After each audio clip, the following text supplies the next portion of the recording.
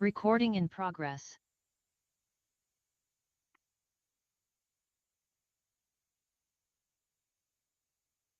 That's your cue, Stu. That's my cue. Thank you.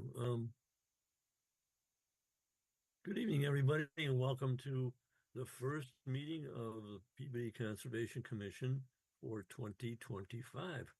Some housekeeping. We're still able to meet by Zoom, thanks to Governor Maura Healey's temporary provision allowing remote hearings until March of 2025. I spoke with our senator the other day to ask if it was going to be extended, and she said it's being discussed, so there's more to come. But at worst, we'll have to figure out where we're going to meet in person in April. And Lucia and I will work on that and let you know.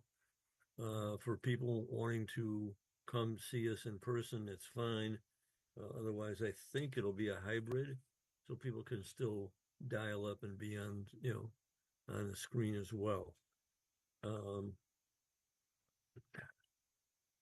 I think we want to change the order of tonight's agenda and have the country club first, the enforcement order number 4. Is that Yes, but correct, Lisa? Stu, first you do need to read the in accordance with MGL 30A section 1825 notices hereby given of the meeting of the PB Conservation. At this time, the Conservation Commission hearings will continue to be held remotely, and you have to name everyone who's here.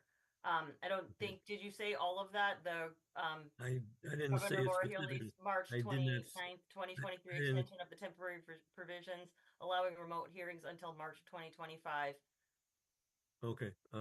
Let me just introduce everybody. We have uh, Vice Chairman Mike Rizzo, Secretary Michael Vivaldi, Commissioner Arthur Athis, Commissioner Jamie Harrop, and Commissioner Brian Cassidy, and myself, Stuart Lazaris.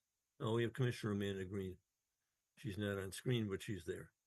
Um, so with that, do we have to do any kind of motion to change the country club to the first person, out of order? No, you would just have them speak out of order. If I'm assuming the 3 officers all said yes, so I think Yeah. it's safe to say that it's okay. Okay. Did you want to read that? And as you're doing that, I'll start promoting everybody. This is item enforcement orders and violation orders. Item 4, continued enforcement order issued to the Salem Country Club for the following activities: removal of living trees, grinding and grubbing stumps in a buffer zone in close proximity to jurisdictional resource areas, and depositing wood chips in a buffer zone and along local riverfront woods. The property address is known as 133 Forest Street, Peabody, Mass.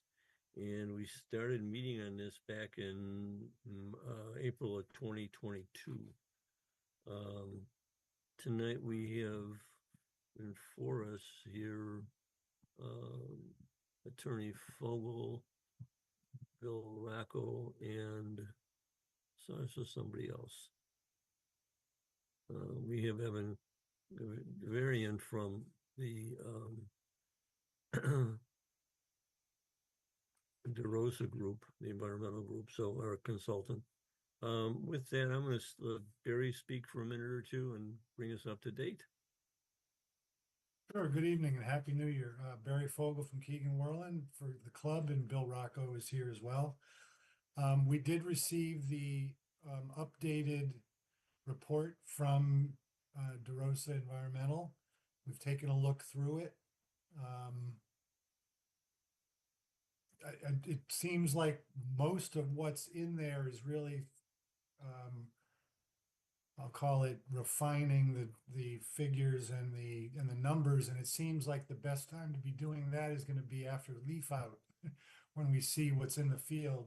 Um, so there really wasn't too much in there that we thought needed to be discussed tonight, although we're prepared to answer questions you have, or if you wanted to have Evan speak to anything, we're happy to respond. But you know, the numbers, I mean, there's a couple of trees here and there. They had one alive that we had identified as dead, and we had one as dead that they had identified as alive.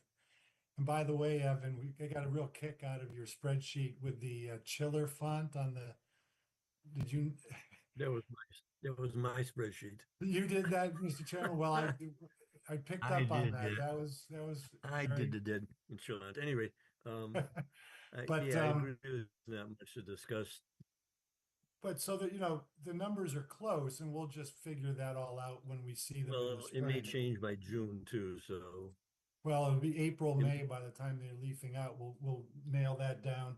So Right. we can submit any adjustments, after the leaf out, whether it's, April, May.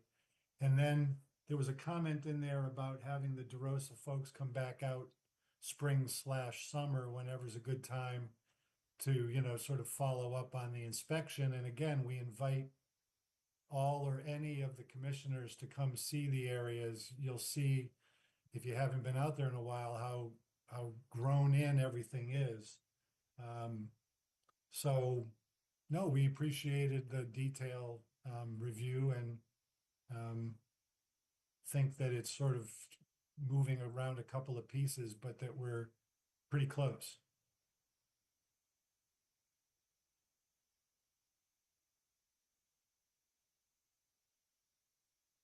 My computer went deaf. Oh, I stopped speaking.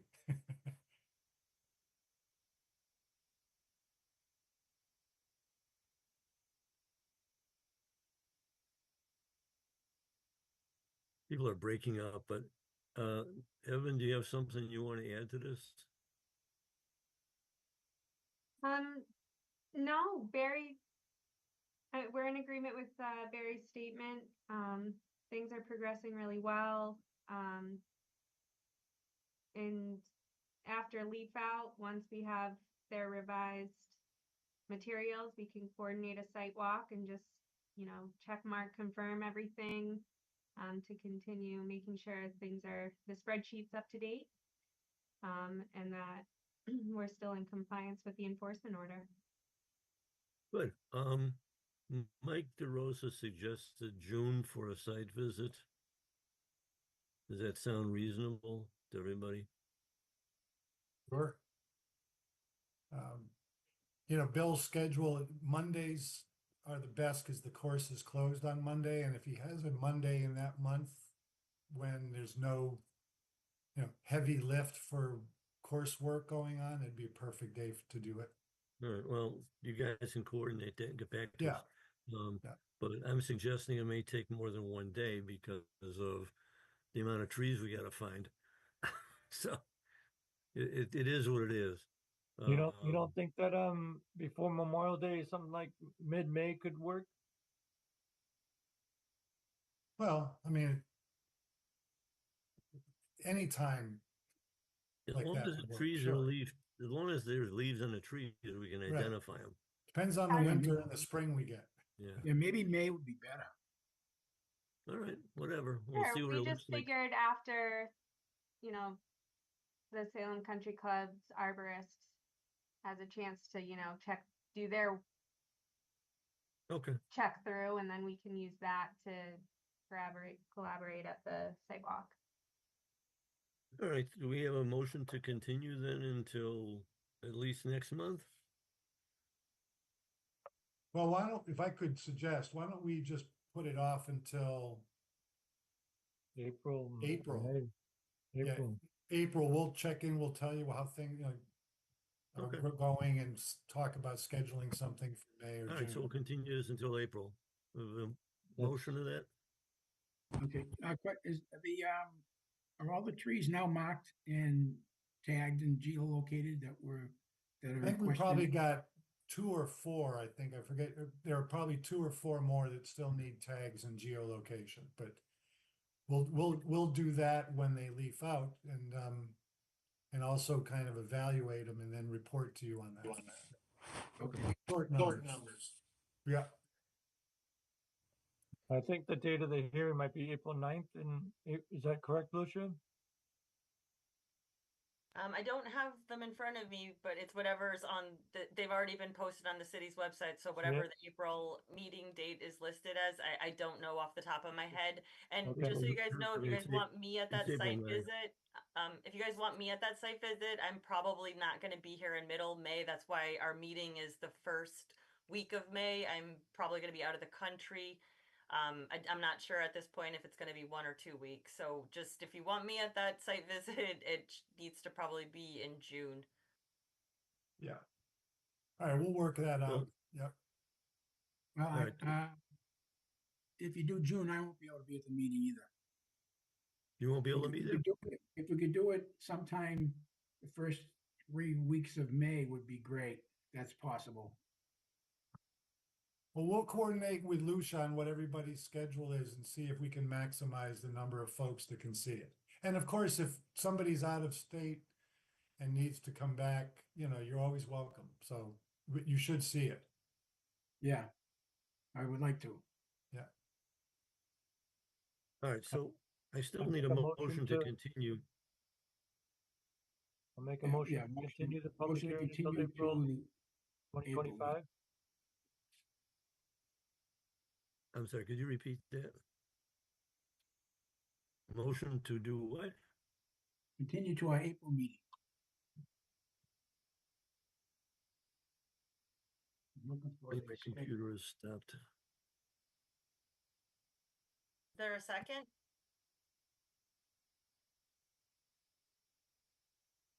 I'll second. Okay, so that Okay, motion, Arthur. It is April 9th. April 9th is the date. Well, that's our next meeting in April, but, okay, so it's April 9th. And we can communicate before that easily. So. We have a second? Oh, we have a Yep, second. We the need a motion roll was made call. by Mr. Vivaldi. It was seconded by Mr. Athos. Roll call, Chairman Lazares, Yes. Vice Chairman Rizzo, Yes. Secretary Vivaldi, Yes. Commissioner Green, Yes. Commissioner Athos, Yes. Commissioner Cassidy. Am I allowed because it's a past issue? Oh, yeah, probably better off to not vote, I guess. I think we have enough people. We have 5 people, so I think that's fine. I mean, I guess Okay. Attorney Fogel probably knows better than me. I guess it's administrative, so I think you could probably vote, right? And also because we're really dealing with a new matter now in terms of the annual reporting, that I think any new member really is starting on a fresh slate. So I don't personally think there's a Mullen rule issue for Commissioners Harrop and Cassidy. All right. So I'm gonna keep them in then. Commissioner Cassidy Yes, yes. and Commissioner Harrop. Yes. All right, so that motion passes 7-0. I don't think Bruce came in, so that is who we have tonight. Thanks.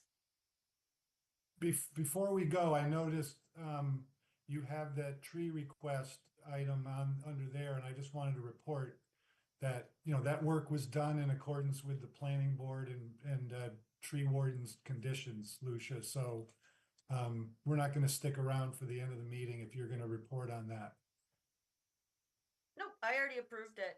Oh, yeah. 11/25, and they have copies of it. Unless anyone on the commission has questions, just a reminder, I believe 3 of the trees were city trees and only 1 was country club, but the country club did the work. So thank you. Right. Yeah. Okey doke. Thank you. Well, we'll see you in April. See you in April. Have a good See you in April. Thank you. winter. Thank you. Everyone, take care. Going back to item 1. Request for determination of applicability. Public hearing on request for determination of applicability submitted by Gina Pinto Fonte, representative for Jose Pinto, trustee, owner applicant. The proposed project is a 10 by 10 addition to the rear of a house. Property is known as 28 Chestnut Street, map 85, lot 194, Peabody, Mass. Anybody on the commission have any issues, or is somebody here to represent? Yes. Yes, I Gina's am. here. Gina Pinto Hey, Font. Gina. Go ahead, Gina, take it away. Thank you, sir. So we're seeking to build a 10-foot by 10-foot bump out addition at the rear of the house, left-hand side looking at the house from the Chestnut Street, to build a handicapped accessible bathroom with a laundry hookup, washer dryer hookup. We requested a variance through the zoning board. The hearing was on December 16th. We were approved. The 21-day appeal period expired yesterday, so we're in the process of recording that with the Registry of Deeds. This was a property that I think hit pretty much all the commissions in terms of review. We did not know there was a brook behind the house, but lo and behold, there was. And so Lucia has been phenomenal in assisting me and us navigating that. But essentially, the property is your neighbor, two-family residence zoned R2, built in and around 1904. There's 20 feet behind the home structure at the rear of the property. In the backyard, it's developed grass and lawn. Beyond the lawn is a 3-foot concrete wall with a 6-foot high vinyl fence. Then beyond our fence is train tracks belonging to CX Freight. And then beyond the train tracks moving towards Foster Street is a building unused warehouse of approximately 2 to 3 bays wide. And then continuing further towards Foster Street is a granite wall of the brook. This is all going downhill. If you can think of the Franklin Street going from, the Red Cross area down towards Foster Street. And so the brook apparently runs towards Peabody Square. The home, including the backyard, is raised several feet above the train tracks and therefore is raised even higher than the brook wall and the brook water level itself. Anybody on the commission have any questions? Is this in buffer zone? I don't believe so. It's riverfront, Mike. Okay, all right. Thank you, Lucia.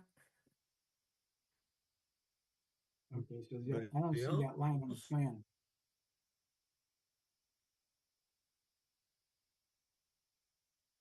The 10 by 10 at the back of the house? Yes, sir. As reflected on the plan, that little box behind the house. Okay. Is I don't see the riverfront line on the plan that shows that it's riverfront, that it's in the riverfront. It is not on the plan. It's just beyond the railroad tracks, somewhere over, as she explained, this is her property. It's raised. If you look at the pictures, I took the pictures right next to the riverfront. Eastern Bank is like over here. Metro Laundry or Metro Dry Cleaners is somewhere around here. The pictures, I think, can probably explain it a little bit better than this. I didn't think it was necessary to put the river on this. Because it's literally, so this wall, in the pictures, you'll be able to see how high up Chestnut Street is. It drops down. This is just some scrubby area. Existing railroad tracks. Over here is like somewhere around this area. I don't know exactly where. It's like an old foundation that's still sort of there. I think it might have a fence around it, and some unhoused people were living there. And then beyond that, then there's the wall of the river, and then the parking lot for Eastern Bank and Metro. So I just didn't think it was necessary. I already know where it is. I can see it. If you guys want it on the plan, it can go on the plan. I just didn't see the need for it, but that's not up to me. I think looking at the pictures are going to be helpful. Yeah, I didn't see the pictures. I can try to find them and share them if they're not on there. They should be on there, but I'm not perfect, so give me a second. Okay.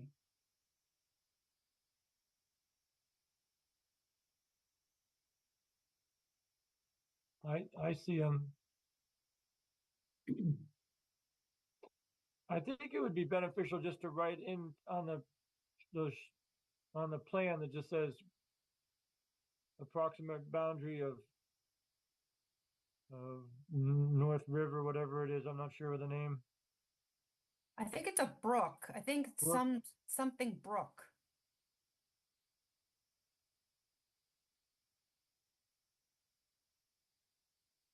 Mike, where did you find the photos? There's I'm looking at JPEGs, which I thought were the photos, but there's just a bunch of all The shipping labels. shipping labels, right? That's what I fell into too. I cannot alter someone's plan. That's illegal, so I will not be doing that. But I can look for the pictures. Maybe I can pull up Google Earth or something if I can't find them. Give me a sec. Well, can we Google Earth has a good layout. can we have Gina modify the mark on the plan where the brook is and then resubmit it to Lucia? You know, make that one of the conditions.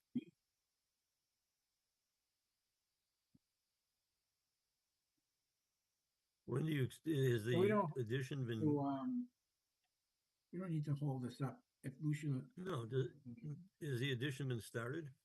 No, because we just went through the zoning board. The 21-day Okay. appeal period has expired literally yesterday.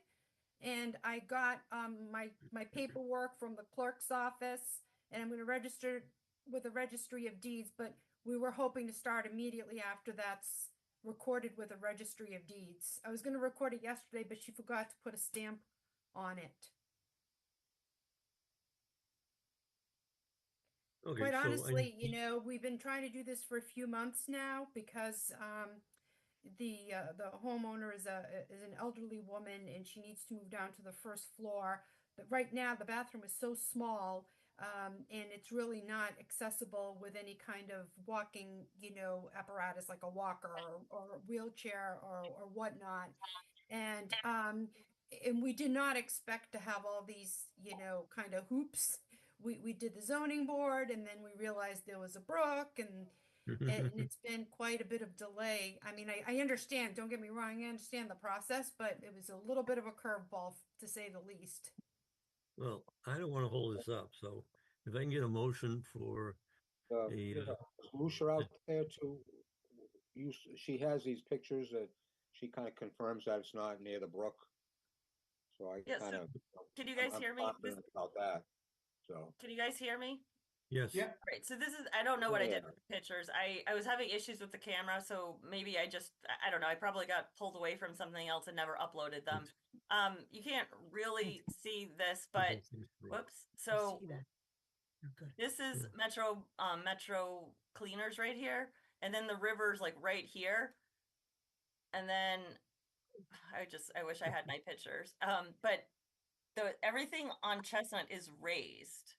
Like, I see. so I Raised, mean, it's raised by several like, feet. Would you say, Lucia? yeah, Like see this is another area. I think her house is like the next one over. Correct. It's after that green one. Yeah, That, so yeah. right. Trying to get it so there's a better angle from there. There, That it? right there. There's So the this is their yes, that's house. the one. That's the one. And then right here, this fence, this is an old foundation. And then on the other side of that, that's where the channelized river is. So, I mean, if you guys want, I mean, it's going to cost her money to put it on the plan. Every time they touch a plan, it's like $500. It's up to you guys. I just didn't think it was necessary because I don't even think she needs to put erosion controls down. I mean, she probably should. That's up to you guys again. But the fact that like everyone on Chestnut is raised higher, I don't see any real issue. It's not like this is a clean inner riparian zone. It's existing lawn of an existing house. And it's a small addition. It's really up to you guys. Yeah, no, I'm okay. I'm all right. I'm okay with it. Yeah, and if you want, if you satellite out, so you go above it, it actually Is shows this you gonna all be, neighborhood. is this building gonna have a basement with it? No, it's going to be on like stilts on and we've cleared that with the building inspector. Okay. At the Okay. at the back of the yard, there's like a foot retaining wall with a 6 foot high vinyl fence, and then there's a drop. Because remember, there's a drop that goes down like maybe 4 feet or lower to where the train tracks are. Then it's the train tracks. Then it's this abandoned warehouse that's like 2 to 3 bays deep. And then I think somewhere on the other side of that, there's like granite wall to then further down the brook. It's not the river. It's some brook. I remember seeing the That's name of okay. the brook. It's in a It's gold, Goldthwaite Brook. Goldthwaite Brook. Thank you. Yes, Goldthwaite Brook. Okay. Okay. Do I have a motion? Make a motion to, Well, wait, you guys have to open it to the public. Oh, I'm sorry. Does anybody in the public want to speak?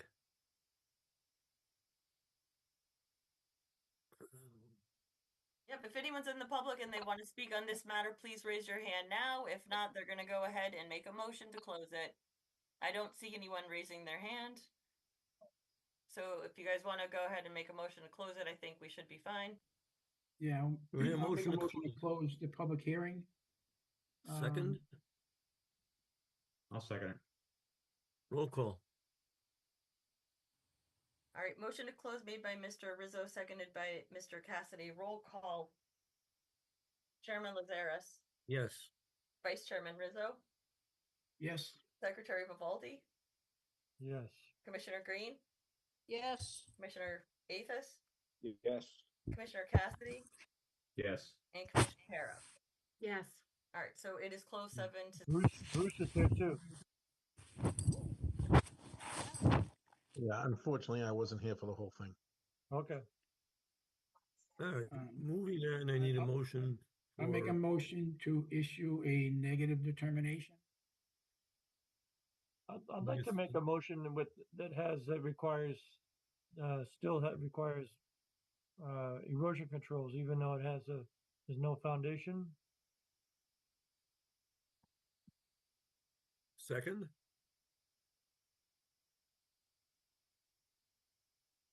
All right, so a motion for a negative determination with the condition that erosion controls must be installed, and I'm assuming reviewed by me before work can start. Yes. And that was made by Mr. Vivaldi, seconded by Mr. Cassidy, correct? Brian? No, I didn't. Nope. Oh, who seconded it? Nobody. nobody. Oh, I thought I heard Brian second it. No, I did not. All right, sorry. Was it made by Mr. I'll Vivaldi? second it. I'll second it. Okay, did Mike Vivaldi make the motion? Mike Yeah. Rizzo, Yes. Mike Rizzo made the motion and Mike Vivaldi, adjusted it to include the erosion controls.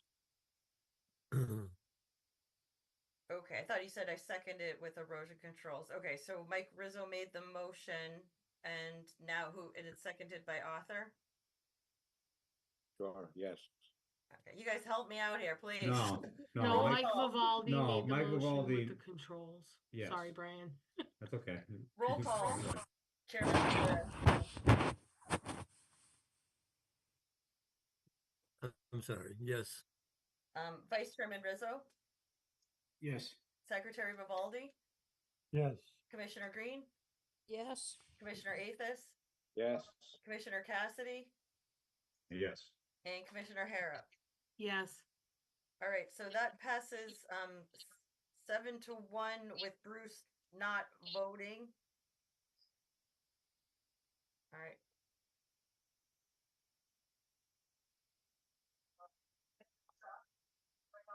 It's a wrap. So Gina, they just made a motion. I have to still draft a permit for you, and you're gonna have to put some erosion controls down, and I'll walk over and check them out before work starts. Okay. My workload is a little heavy right now, but I will try. If I know that you need this like ASAP, I will try my best to get it to you as soon as I can. There is a 10-day appeal period, so I will try very hard to get that done for you. I appreciate it greatly. So I don't want to hold this hearing up. So I'll connect with you and just figure out the details of next steps, Lucia. Yep, next up you will hear from me. You can reach out to me whenever you want. If you want to call me tomorrow and tell when is it coming? When is it coming? We can talk about that. I hope to draft it, by next week, the end of next week, the latest. But I do have 21 days to draft it by law. Okay. So we can talk about it, and basically you have to wait until you get the permit, and we'll talk. We Before can talk about it start. in the morning or tomorrow at some point. Okay. So we have to wait for your permit before we can start, right? Yep, and there is a 10, the reason why I want to get it done fast for you is because there is a 10-day appeal period. Okay, because the other appeal period just expired yesterday. That's what I'm trying to keep. Yep, this one will not need to get recorded though. You'll just need to hold on to it and keep it in a safe place until the work's done. Okay, thank you. Thank you. Have a good night. You as well. Take care. Bye-bye. After the fact notice of intent. Number 2, public hearing on after the fact notice of intent submitted by Hancock Associates, Caitlin White for MK Peabody Investments, LLC. Michael May is the owner applicant. Proposed project consists of redevelopment of a commercial building within bordering land subject to flooding. The property is known as 2 Central Street, map 85, lot 59, Peabody, Mass. Is there somebody here to speak for that? Yes. My name is John Kelty. I'm an attorney here in Peabody. And I'm accompanied this evening by Dave Cowell. Is Caitlin with us too? Caitlin White? No, Caitlin's not with us tonight. But anyway, and Rick Salvo, myself, Bob Lavoie, and Dave Cowell, who will take over at this point. All right, outstanding. I don't know that I have video feed, but that's okay. You guys can hear me okay. My name is David Cowell. I'm a senior wetland scientist here tonight on behalf of the applicant. We filed a notice of intent and request to permit redevelopment of an existing commercial building located at 2 Central Street. In the existing condition, the property has been utilized as a bank. My client is looking to renovate the building and the property to serve as a restaurant. I did want to preface this that my client had initially received a building permit to begin construction on this, and they did, and they had errantly missed that this was located within 100-year floodplain and subject to boarding land subject to flooding. So the Conservation Commission, I believe, was found out about that, issued an enforcement order and asked us to file an after-the-fact notice of intent. So I apologize for that. I don't think it wasn't done, obviously, with any malicious intent. I think it was just errantly overlooked. So we're here before you tonight. So what we did was when we were asked to evaluate this for bordering land subject flooding, we provided the site plan or the architecturals that we had received the building permit for, and we retained the services of Engineering Alliance. Rick Salvo, I believe he's here with us tonight. And Rick evaluated the plan and had determined that as it had been designed, it was not conforming to bordering land subject to flooding. It didn't meet the performance standards. However, Rick, in collaboration with the design architect, looked at the plan, and they snipped a little bit here and snipped a little bit there, and redesigned it to now comply with the bordering land subject to flooding requirements. If you're familiar with bordering land subject to flooding, the 2 requirements are that there can't be any uncompensated fill. So for every cubic foot of fill within bordering land subject to flooding at or below the floodplain elevation needs to be compensated volumetrically someplace else. It has to be done at incremental elevations, at the elevations at which they were lost.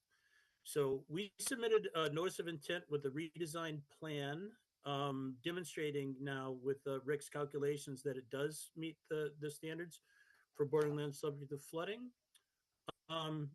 Lucia, if I have share screen capability, I could bring up the plan. Yep, give me 1 second. Okay, no worries. you should be able to share.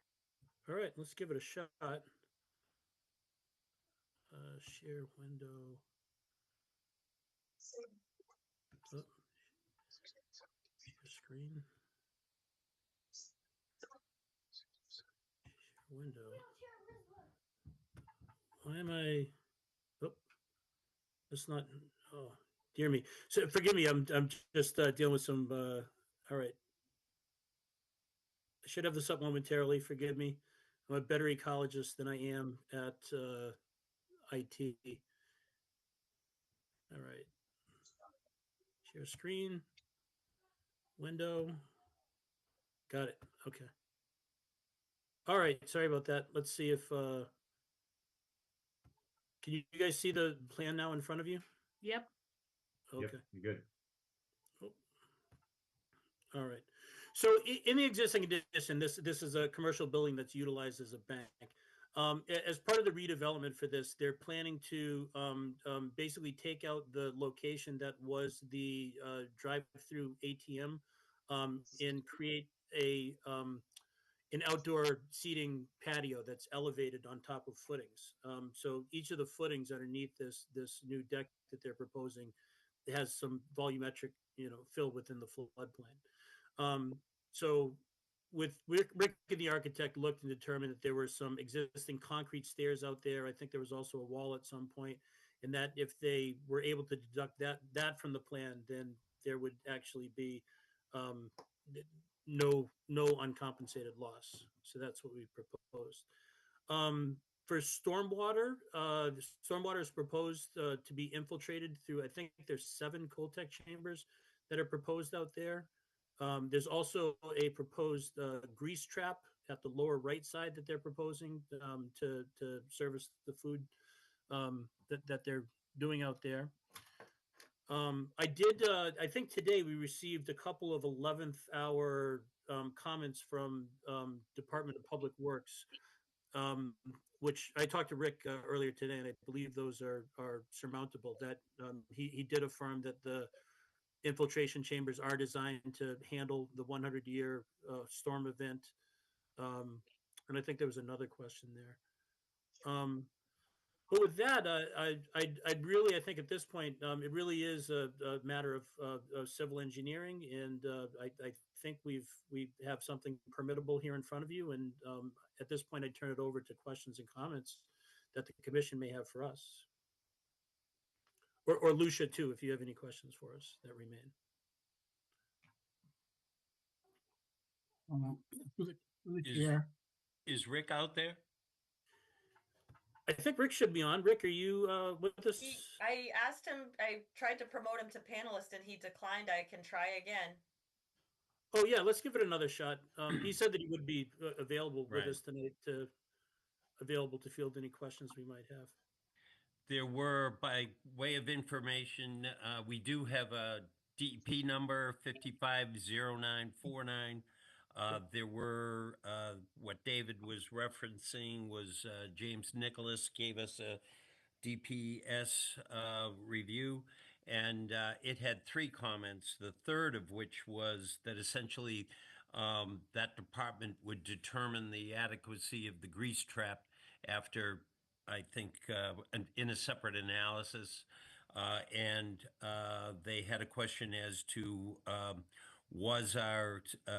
could we accommodate the 100-year event, which I believe Rick will tell us, yes, in the affirmative, we can accommodate in our stormwater management facilities.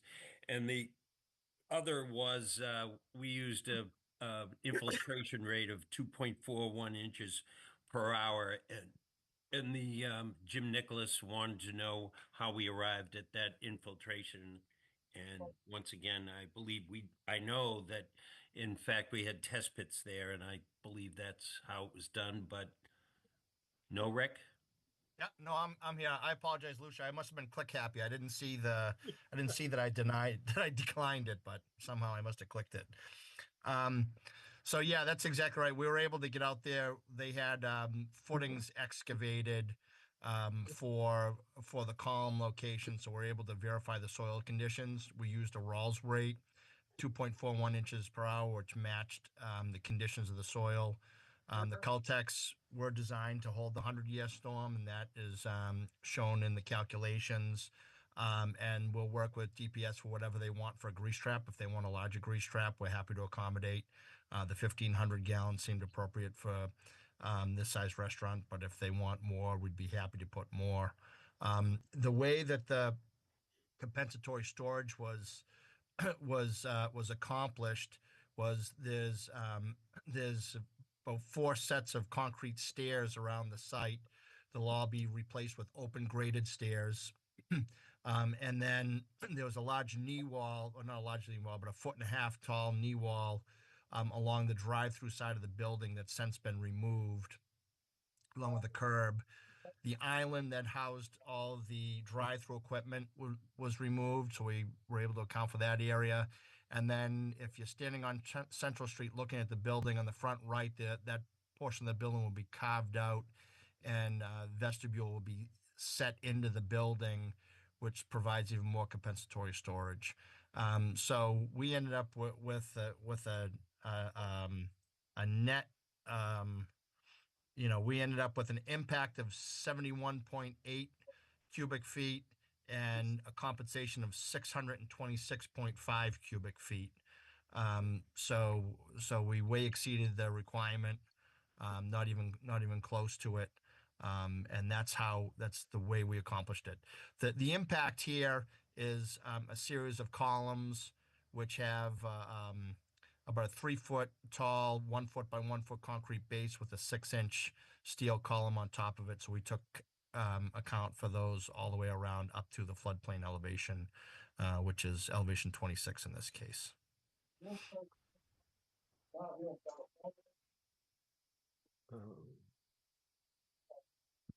I have a question, but I'm not an engineer, so I didn't understand it. But you had hydrographs for each of the different annual floodings proposed. Yep. 5-year, 10-year, 5-year. And the way it looked graphically, it looked like whatever water came in would go out in the same amount of time. It's like 10 minutes in and 10 minutes out. So you were looking at the high. My question is, sorry, anticipate. Go ahead. Well, my question is, and it has to do with history. In the Mother's Day storm flood, the North River was blocked from discharging water because it was an astronomical high tide. And at that point, the tide came all the way up past Holly Street, which was the normal boundary between Salem and any water that had accumulated in Peabody. It was now waiting for the tide to recede. My question has to do with the fact that if there's another astronomical high tide, a perfect storm situation, will the stormwater calculations you did accommodate a situation where the tide is in and the North River cannot drain out of Salem? So let me take the questions 2-part. You asked 2 questions. The hydrographs, the reason why those numbers are the same in and out is because those are the flows that were generated by certain areas, whether it be the roof or the parking lot. So whatever hits that roof, that same amount of water runs off the roof. That's why they're the same. But if you went to, for instance, the Cultec field and you looked at it, you would see something completely different. You would see that the inflow was 0.4 CFS, and what's discarded is 0.2 CFS because the chambers hold that different volume and allow it to infiltrate back into the ground. So that's why you saw what you saw with the hydrographs. If you looked at the hydrograph that was associated with the pond, you see a very different number. You see a large inflow, and then you see an amount that's discarded. Relative to the surface elevation of the floodplain, if this site did in fact flood to elevation 26, as the FEMA map suggests that it might, then this site would be under about 5 feet of water. Which that's what happened in the Mother's Day flood. That's right. So this site would be under 5 feet of water. What the stormwater system would do at that point would create I'm a sorry large to interrupt, void. but I'm sorry to interrupt, but can everybody who is not speaking please mute yourself?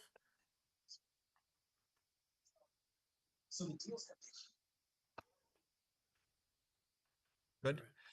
So what would happen would be this site would be basically underwater. It would be under 5 feet of water. What the stormwater system would do at that point would create extra storage volume, for those floodwaters to collect in. Would it mitigate that whole area? No, 7 Caltech chambers isn't going to mitigate, the flow that's coming all the way up the river and flooding it. But it would provide extra compensatory storage, so it wouldn't cause a negative impact, but at the same time, it wouldn't create a noticeable positive impact. Let me ask you if that makes question. sense. It does. Let me ask you a question, looking for your opinion. Given that we know that the area can flood under certain conditions, and we know that Salem is building housing now along the North River, does that exacerbate the situation in the case of a high, astronomical high tide? I just need an opinion. Well, look, at some point, the flooding source is the Atlantic Ocean. Okay. And if the Atlantic Ocean is going to raise to elevation 10 or 12 or whatever the elevation may be, it's going to raise to elevation 10 or 12, whether there's buildings there or whether there's holes in the ground there. That effect will be felt up the reaches of rivers, and at some point, it will start to cut itself off and restrict the flow, and start to subside the flooding. But, you have an infinite flooding source in the ocean, well, Peabody really isn't a coastal community. Salem is a coastal community. Salem is. There's, I mean, will it exacerbate it? That's a tough question to answer without knowing how every single project is designed. What I will tell you is, I'm looking for your opinion, not a hard fact. Hey, the reason why we're here is because people have realized that these projects, individually and in their totality, make an impact to the environment, and flooding is one of the considerations, and that's why the DEP has the stormwater regs that they have. So, presumably, if each project manages its own stormwater, it shouldn't exacerbate the situation, but you really have to consider the source by which the flooding is coming. And that's associated with sea level rise and the Atlantic Ocean, and those flood levels, at least in today's times, are continuing to rise on their own, regardless of the development that happens around them. Okay. Can we open this up to the public at this point? Through the chair, I have a couple questions. Go ahead. I'm trying to understand the stormwater, how you're handling the stormwater on this. Am I correct? This area is going to be elevated like 12 feet? This gated area is an area that's going to be, I think, maybe repaved again, but this area reflects a raised seating area that's like 12 feet in the air. Is that correct? Essentially a second story seating area. That's correct. So it's like a big canopy. Is that what you're kind of doing here? Yes. Not a canopy. It'll be a structure. It'll be. Yeah, it's a giant deck. A giant deck extending over the old drive-through. That will act as a roof that will allow us to collect the stormwater and direct it back down into the stormwater system. Okay. And then underneath is going to be paved. Correct. Am I correct in saying that the sides beneath the canopy or the second seating area, is it gonna be open? It's open to the weather? It will be open, yes. I don't see any stormwater with regard to rain and stuff coming in. How are you handling this, the runoff and where the water's going?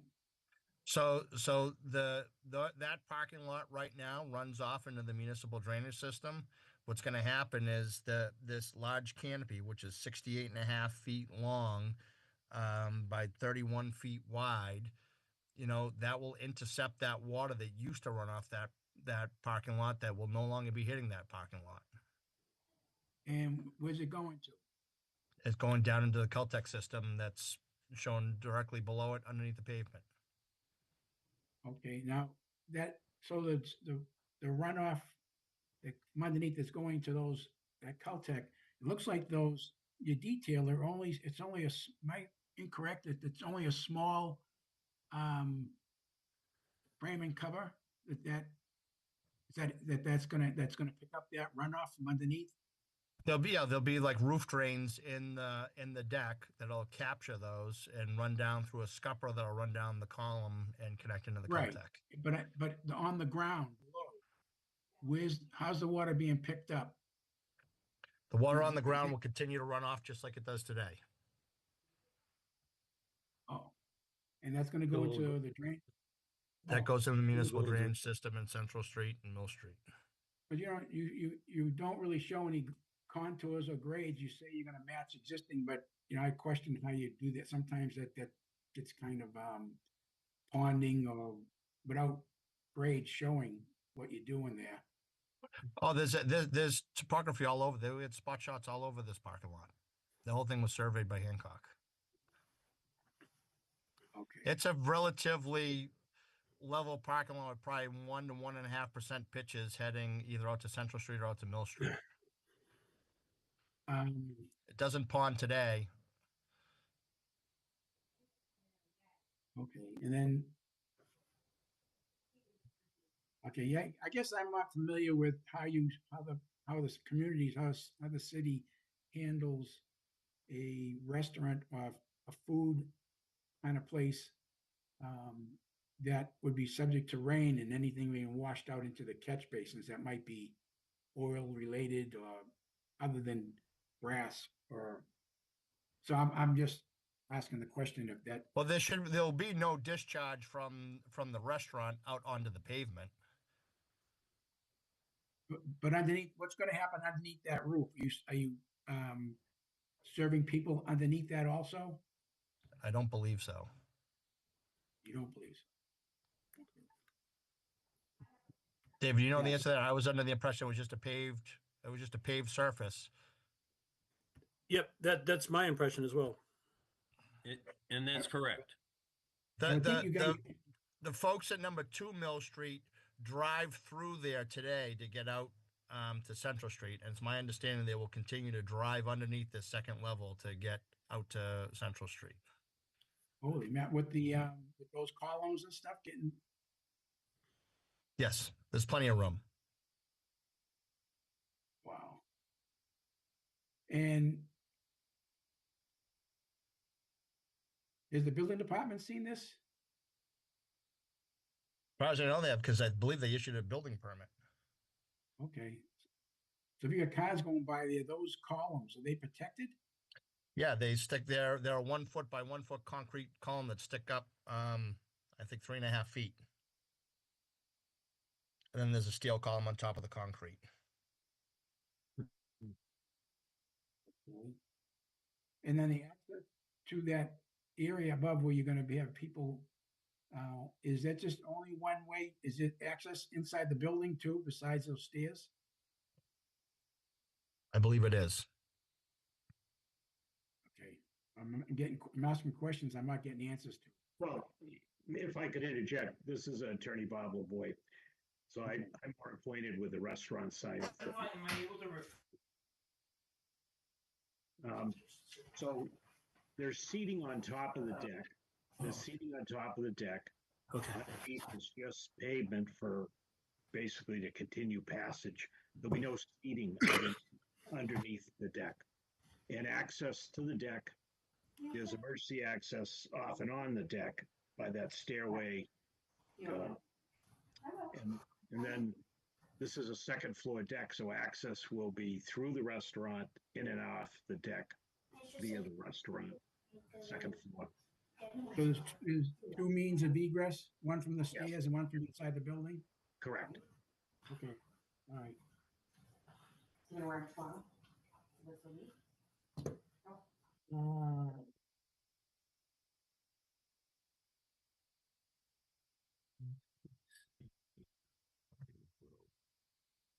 Anybody else have a question?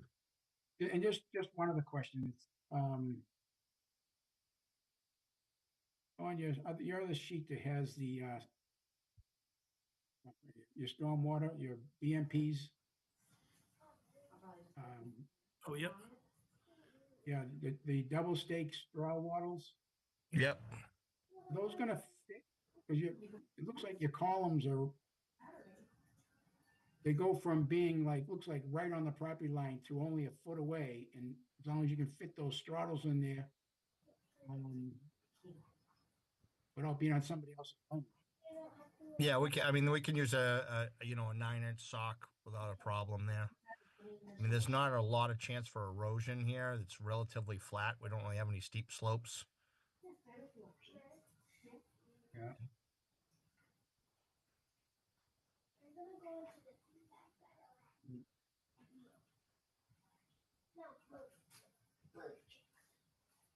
And okay, and this is you've gone through zoning. I guess there's no side yard or front yard issues, or are they zero? Is there zero side yard and front yard?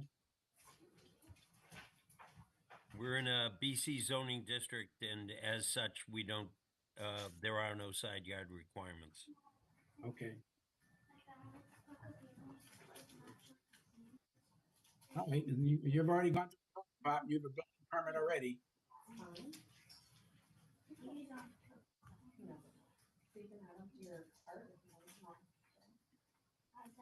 You guys, I'm sorry to interrupt, but if you can please mute yourself if you're not speaking. I am hearing people in the background having a discussion, and it's really distracting for me, so I'm assuming it's distracting for other people.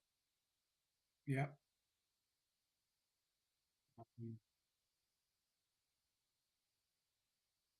Okay.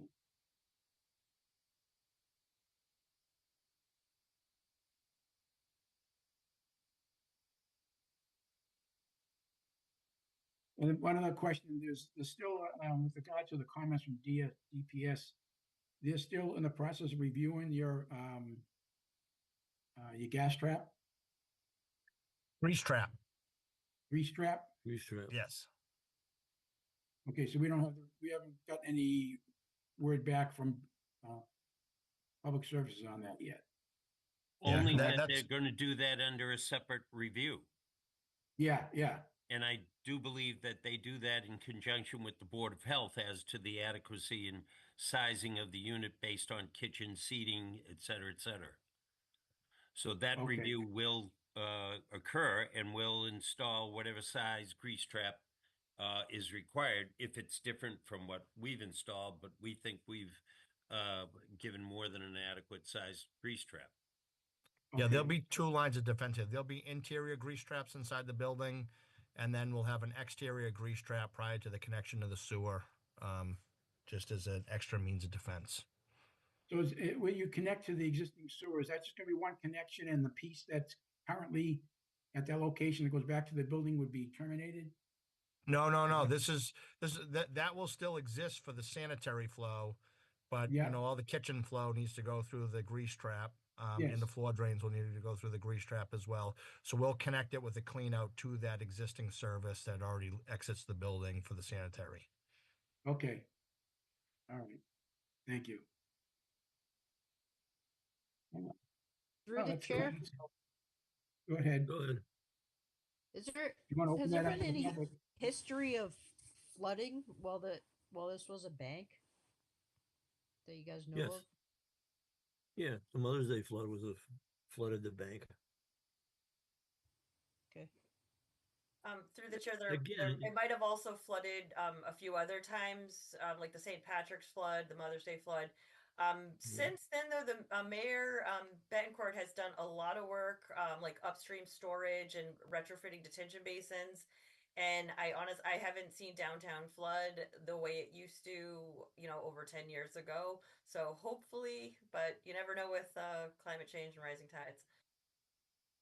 well, the concern I had was the climate change because all the calculations up until 10 years ago were based on history, and nobody did any projection as to what happens with the oceans rising and climate change occurring. And that was my concern, is that these calculations showed water coming in and water going out, but there was never any water being held in terms of normal flow.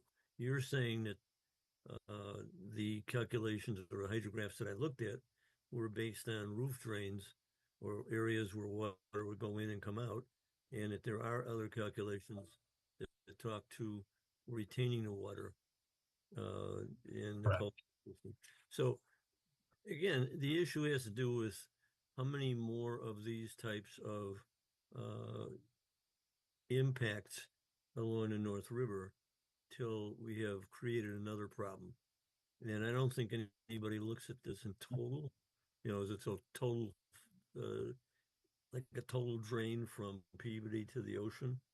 So it'll be a surprise, but at least you guys are showing some diligence in trying to come up with a solution. I think I'm waiting for the Department of Public Services to finish their review, and I guess DEP has or has not issued a file number or comments. They've issued a file number, but have not issued any comments to So we have to wait for them to issue comments as well. Sometimes they won't issue any comments at all. And normally they would issue the comments with the issuance of the file number. I know on occasion they might, come shortly thereafter, but it's not uncommon for DEP to not have any comments. But they haven't issued a file number. They have. Yeah. We have a file number. Yes. Oh, what was the file number? I'm sorry. Oh, sorry. Jack, what was the file number? We 550949. 550949. Is that right? 55-949. 55049. No. Go ahead, do it again. 0949. 0949. Okay.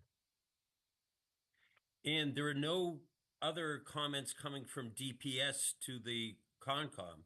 The sizing of the grease trap will be done in conjunction with the Board of Health and Building Department. Okay.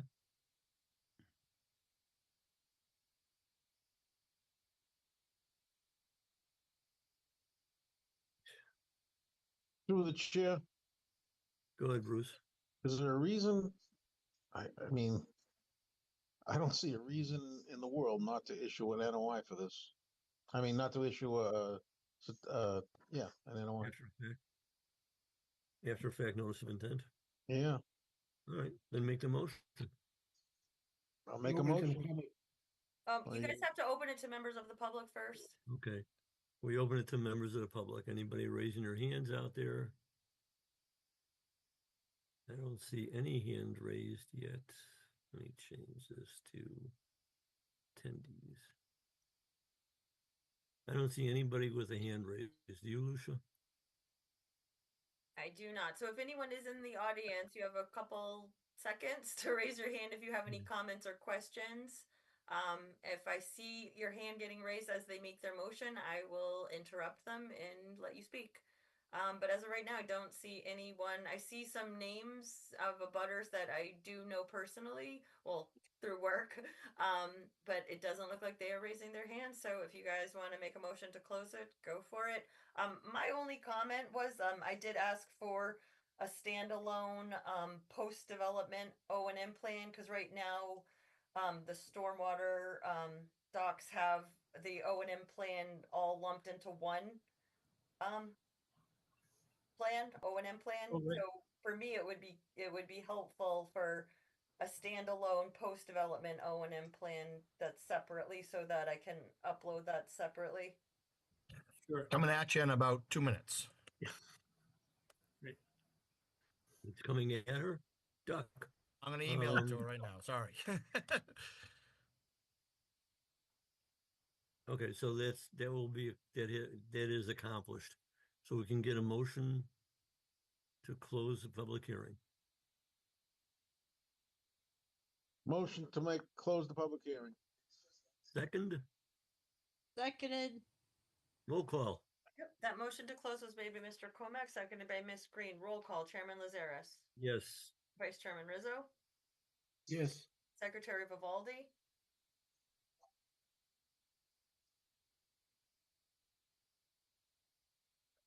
Secretary Vivaldi. I was on mute.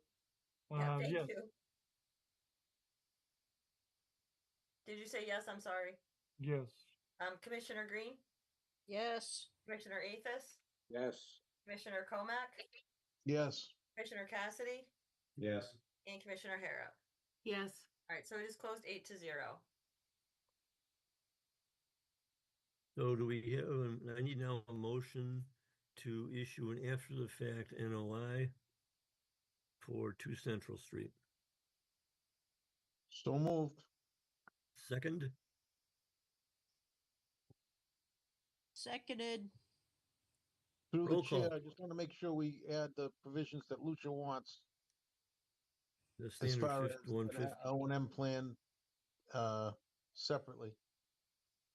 Okay. Yeah, and to add to that, you guys always have the O&M, you add a condition that the O&M is in perpetuity and that annual maintenance reports are due annually on 10/31, that is Halloween, annually, once the treatment train is online. So moved. All right, that motion was made by Mr. Comack, seconded by Ms. Green. Roll call, Chairman Lazaris, Yes. Vice Chairman Rizzo, Yes. Secretary Vivaldi, Yes. Commissioner Green, Yes. Commissioner Athos, Yes. Commissioner Comack, Yes. Commissioner Cassidy, Yes. and Commissioner Harrop. Yes. All right, so that order of conditions passed 8-0 with one condition as mentioned. I hope to get it to you guys before the 21 days. I'll work hard because I know you guys want this. I'm assuming you want to start work ASAP. Yes. All right, I will do my best to get it as soon as I can. Thank you All right. very much, commissioners. Thanks. Lucia, thank you. Thank you very much, everyone. All right, moving on to certificate of compliance, item 3. Request for a full certificate of compliance made by Williams and Sparages, Chris Sparages, on DEP file number 55934. Project is construction of single-family home. Addresses 0 Pearl Street, also known as 18 Pearl Street. Map 105, Lot 85, Peabody, Mass.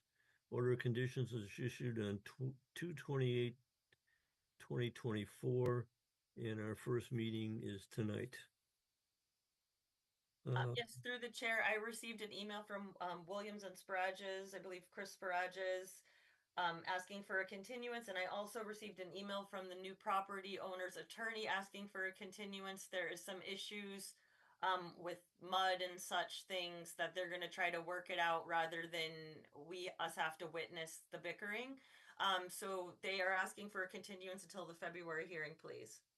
Can I also ask for a new plan to be submitted before the next meeting, so we know exactly, what's being revised? Yep, well, I don't think they know right now. I know, but if we can get it like before the next meeting, we're looking for it 2 weeks before now. Yep, well, they're either going to do what's on the plan, Yeah, or change and I it. made it crystal clear that if they do something that's not on the plan, they need your permission. So it probably would have been good to come to the meeting tonight to talk about it, but they wanted to hash it out. I think they're trying to do what's on the plan, and I will reach out to Chris Sparages tomorrow just to make sure that DiBiase, the contractor, is aware that they can't just do whatever they want. Yeah. Tell them to build the wall. I'm going to also recuse myself from this issue because that is my neighbor. All right, thank you, Brian. You're welcome. They should have just planted some trees like I asked. I move to continue then till the February meeting. We need a motion to continue until February 9. Yep, author made that motion. Do we have a second? Second. Bruce. Okay, so Brian is recusing himself. That motion was made by Mr. Athis, seconded by Mr. Comack. This is to continue to the February hearing. So if there's anyone, this is actually isn't a public hearing, so no one was notified. So I don't think there's anyone in the audience. Roll call, Chairman Lazaris. There is a hand raised, Lucia, real quick. Somebody's raising their hand. Yeah. There is a hand. I think he's for. Hi, Al. What's up? Al, you're muted. I think he was for the last one. Just want to make sure. Okay, well. But I'm asking to unmute and Alfred, you there? Did you mean to raise your hand? I'm pretty sure he's the abutter for 2 Central. So I don't know. I've asked him numerous times to unmute himself and nothing's happening. So I don't know. We're not really having a discussion anyway. So if anyone has a problem with 18 Pearl Street, they can call me tomorrow and they can come to the February hearing. So I'm going to carry on with my roll call. That motion was made by Mr. Athis, seconded by Mr. Colmack. Roll call. Chairman Lazaris? Yes. Vice Chairman Rizzo? Yes. Secretary Vivaldi? Yes. Commissioner Green? Yes. Commissioner Athis? Yes. Commissioner Comack? Yes. And Commissioner Harrop? Yes. All right, so that passes, I think it's 7-0 with Brian recusing himself. And Al, I'm not sure if you can hear me, but I keep clicking the button and asking you to unmute, and you should be receiving something on your side saying that the host is asking you to unmute. I'm gonna lower your hand, and if you want to talk again, please raise it again. Okay. Moving on to item 5. And this is kind of a repeat of what we just talked about. We already continued. Huh? Oh, number 4. All right. Item 4 was the country club. We discussed that first. Item 5, continued enforcement order issued to MK Peabody Investments LLC, Michael May, resident agent, for the following activities: alteration of FEMA floodplain BLSF without permit from Mass DEP and Peabody Concom. Properties known as 2 Central Street, Peabody, Mass. This is to remove the emergency order now? Is that right? You guys just voted favorably, so I would suggest withdrawing the enforcement order. Wait, so I need a motion to withdraw the enforcement order. I make a motion to withdraw the enforcement order for this property. Second? Second. Roll call.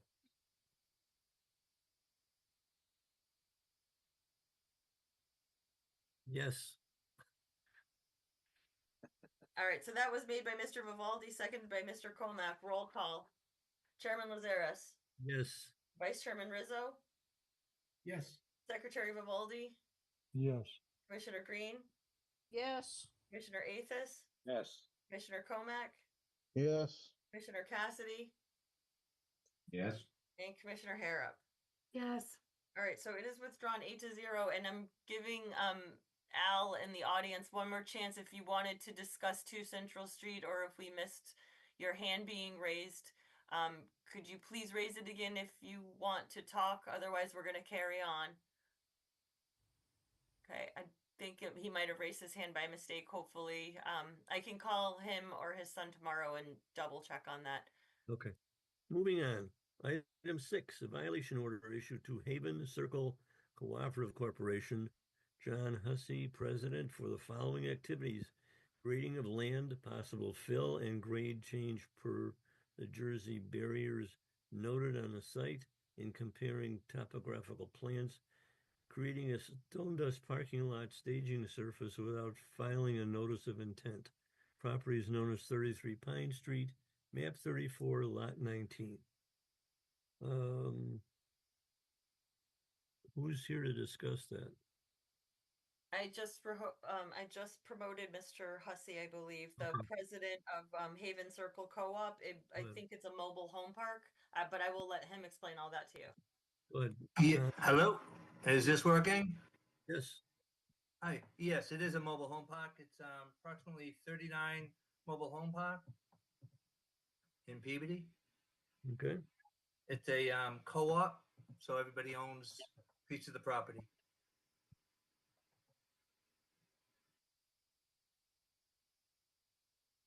And we had purchased the property at the end of our park for additional parking. The mobile home park is actually 39 homes. We're all moderate income residents, and many of us are elderly in here. We acquired 33 Pine Street for alternative parking during the winter months. The parks, all the mobile home parks in Peabody have really small streets. And in the winter, it's hard for plowing and emergency vehicles, first responders to come through the park. So we had purchased that for additional parking during those months. And unknowing, we hired a company that came down. They leveled it out for us for the parking during the winter months.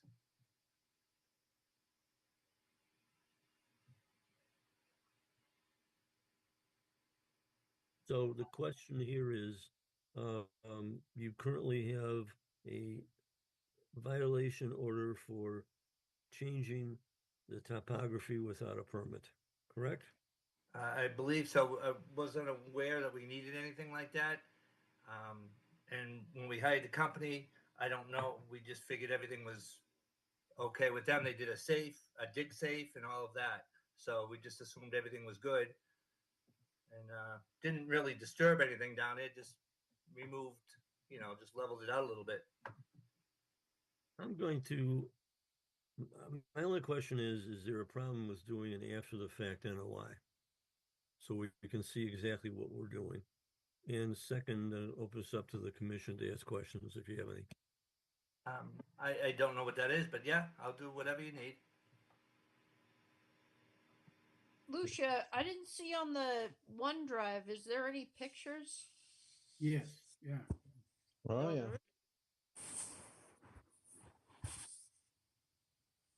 We did submit all the paperwork we had.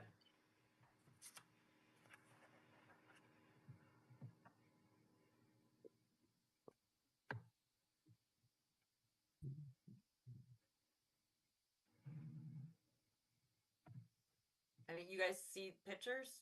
Or did someone, their pictures are on the OneDrive, or is this another one I forgot to put them on? Oh, no. No, they're there. No, They're there's a there. lot of good pictures. So I'm not really clear. Did they actually build on Proctor Burke? No. No. It looks to me like what they did was, and this is just me, as the agent being a detective. I think I wrote it. It looks like there was possible fill brought in, grade change. There's Jersey barriers. That's what makes it seem to me like there was some grade change, because why would they need the Jersey barriers? And then comparing topographic plans, and they created a stone dust parking lot and a staging surface. And he just said that he, moved stuff around. I can't remember his exact words, but I think I laughed out loud to myself when he said we didn't do much. And then he said what they did. So that's considered alteration. It's 100% buffer zone. I think it might also be riverfront. But that's something that, is going to need to show on a plan. So it's really up to you guys if you want to issue an enforcement order, or if you want to allow them to file an after the fact notice of intent. It all depends on, do you guys want, if you guys think you're going to allow this to stay there, then an after the fact notice of intent would be appropriate. If you want them to remove it, I mean, I don't even know if this is riverfront, it has to get moved. If it's not riverfront, then it could probably, if it's only buffer zone, it's probably okay. But if it's riverfront, it's like a serious alteration, and you only can alter 10% of riverfront, and you can't alter enter riparian. So through the chair, obviously I grew up right in that area. My question is, I mean, this is across from the pond where the post office used to be. Um, don't, I mean, I don't know if it's in Riverfront. I think we should, I think what we should do is ask them the fact, file an after the fact NOI. I don't think we can, Yeah, so the issue with it, like, so we're still kind of in a fact finding because right now, like, I'm using city GIS, which they're not like city, not city GIS, city, the city are, me and Mike Rizzo were out there with other city officials. We were walking for a proposed bike path that's coming in front of you next month, and that's when we saw this. So I think we're still in fact finding. So, I mean, technically, they need to pay for a wetland scientist, they need to pay for a surveyor, and then they need to submit that to us. So maybe I could, instead of issuing an enforcement order right now, I mean, Mr. Hussey has been incredibly kind to me and polite and wants to work with us. So I don't want to, although this is, an illegal violation, I don't want to, cause more trauma to him. But I do think we need a plan and we need the wetlands mapped out. And then because if you guys have them file a notice of intent, which we've done a couple times, and then the work just can't even be done, and then it just sits open forever and nothing happens. And so, I mean, you could Yeah. either issue a friendly enforcement order and have him, and one of the action items is that, give him, like, I would say probably 2 months at this point to have a survey done showing the wetlands, river, if there's river, any buffer zone, associated buffer zone, and all the work that they've done. I think 2 months, I'm thinking, I think that should be enough time for him. So it could either be a friendly enforcement order or I could rewrite the violation order. It's really up to you guys. Yeah, I think uh,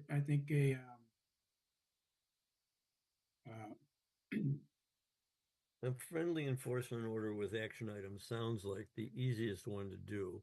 yeah, then at least then we know that something has to be done because it's time sensitive. Right. Also, So we you can see give, a plan. We give can them see a couple plan. months unless, I know it could snow next week, so I don't know how they still need to get survey out there and 3 and months? then, I mean, it is what that way it'll get them through the winter. They can park their cars there for the winter temporarily, and then if it might need to come up at some point, but at least they'll have a place to park temporarily. So I don't know, maybe 3 months would be the action item to show up to submit a plan. I agree. 3 months is, I think that's a good number. yeah. Because the concrete wall they built, those aren't Jersey barriers. Those are concrete. It's like a concrete wall that you add interlocking blocks on top of that. And I don't know why it's in this position, whether that's final or were they planning on doing something more on top of that. So I'd be questioning. There's nothing else that we're gonna be planning on doing. That was just there, just to keep it level. So no car would fall over, nobody would drive over it. But we didn't mean to do anything. All right, so I think if you follow what Lucia just said, we'll just do a friendly enforcement order and just file an NOI, and then we could see what we're up against if it's riverfront. right. Appreciate it.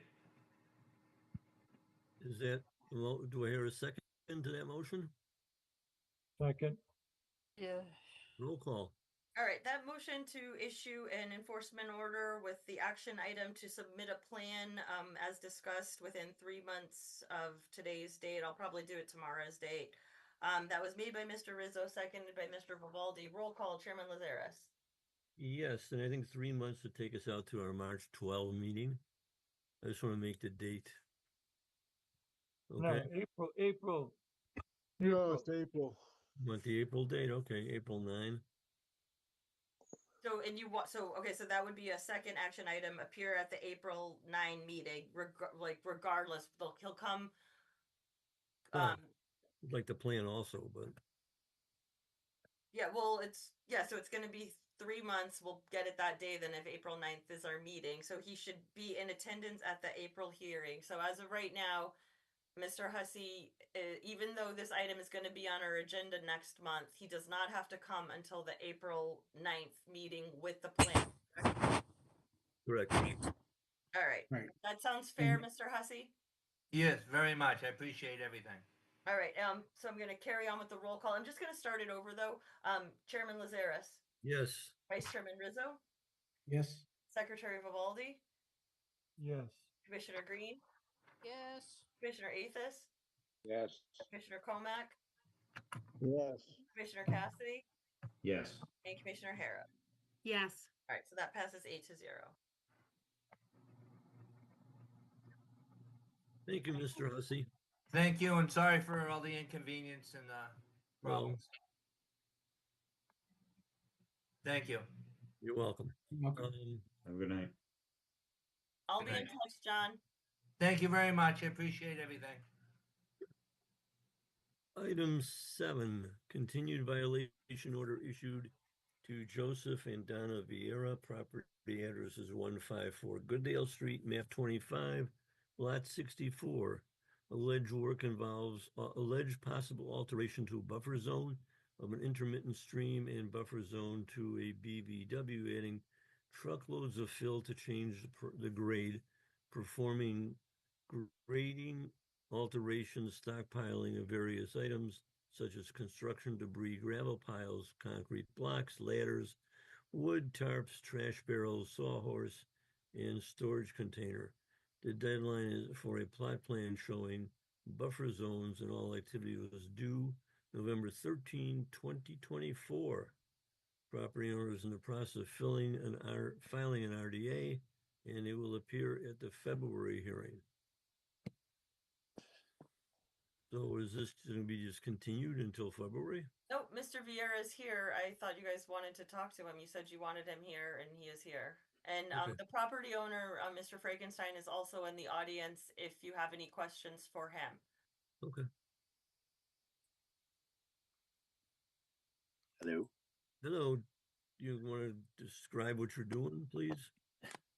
So in my backyard, the land was sloping down, and I've been here for 30 years, and I just wanted to level the ground off. Finally have a fence in between me and my neighbor after 30 years, and I was just trying to level the land with some loom so that I could put some sod down and have a flat surface in the backyard. As far as the stuff that I have behind the house, I've been getting rid of ever since this took place, and I'm still continuing getting rid of the ladders and the blocks and stuff that I have. And as far as whatever has to be removed out of there, you just tell me what I need to do and I'll take care of it. I'm sorry for the inconvenience.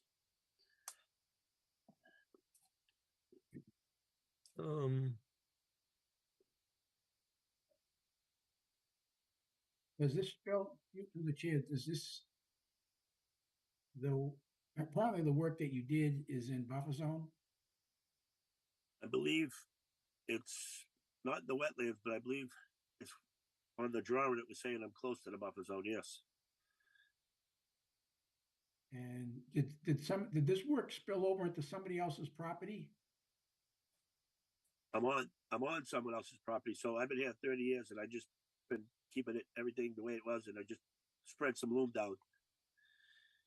But that's not your property. Correct.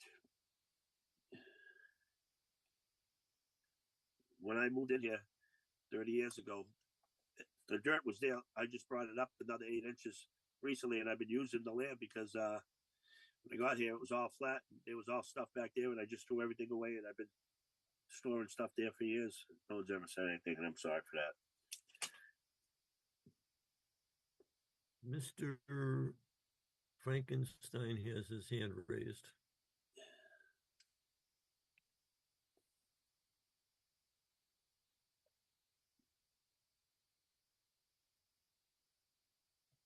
he's joining as panelist. It just takes a little bit of time.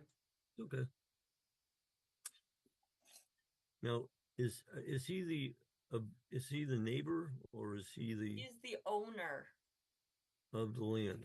Yes, there is a plot plan on the OneDrive, and if you look at the plan, it shows Mr. Vieira's property, and then it shows where he altered, and it's on someone else's property 100%. That's how we did the site visit, was with Mr. Frankenstein. Okay. Hello. Yes. You can see.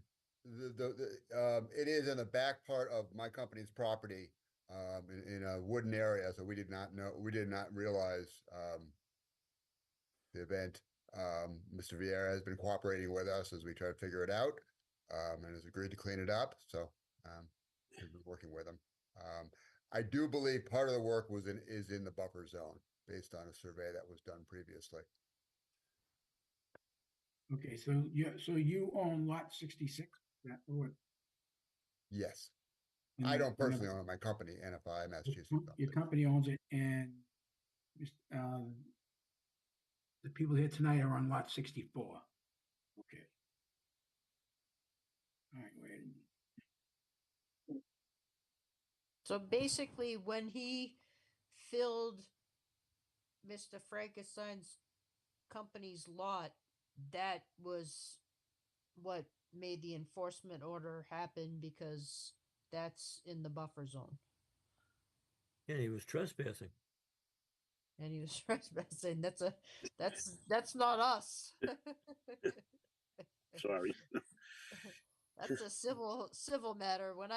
When the butters to my house put all kinds of fill in my yard, I went and complained to the city, and they said that's a civil matter. Well, the police were called, so there is a record. Yeah. We've come to an agreement that we will discuss that, once the cleanup has been completed and the Conservation Commission is fully satisfied with the cleanup, and then we'll figure out right. the next piece after that's completed successfully. Through the chair, was Michael correct? It's lot 64? Yeah. Lot 66 is the lot I could say is impacted. Lot 64 is the people that are here tonight in defense of the work that was done there. But in both cases, I guess both lots in that area is probably subject to, it is probably in the buffer zone. So there's activity going on in the buffer zone, whether it's on one person's lot or two people's property, that's being done without a permit. And so we have no idea what's in that fill or what's back there. So I'm looking at a plan here. I see on lot 66, I don't guess I see, are those wetland flags on the plan? Lot to the left is 64. To the left of lot 66 is 64. I mean, it's a big map. Right, no, I see that. There's riverfront. There's a line that shows 200-foot riverfront, and there's another line that shows the 100-foot buffer zone. And I'm not sure to the extent of work that took place on either lot 66 or 64, that took place in the buffer zone and riverfront. I think on lot 64, there's a pool in the back there. Yes. In the back left corner,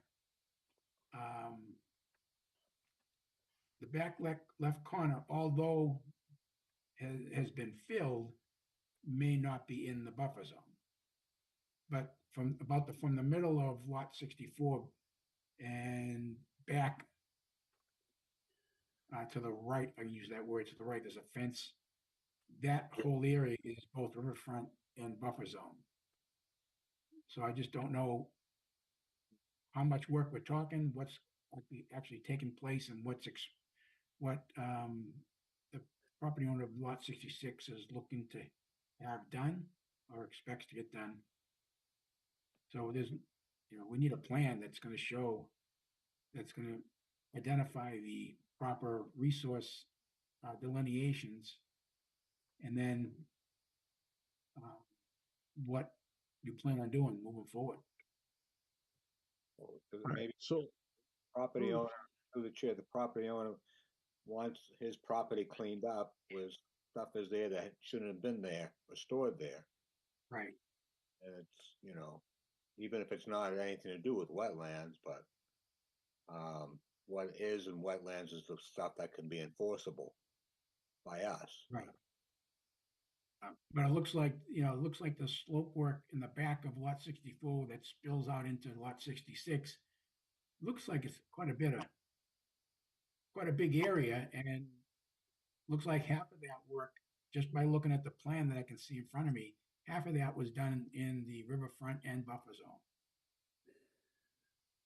It was between the 100-foot riverfront and the 200-foot riverfront.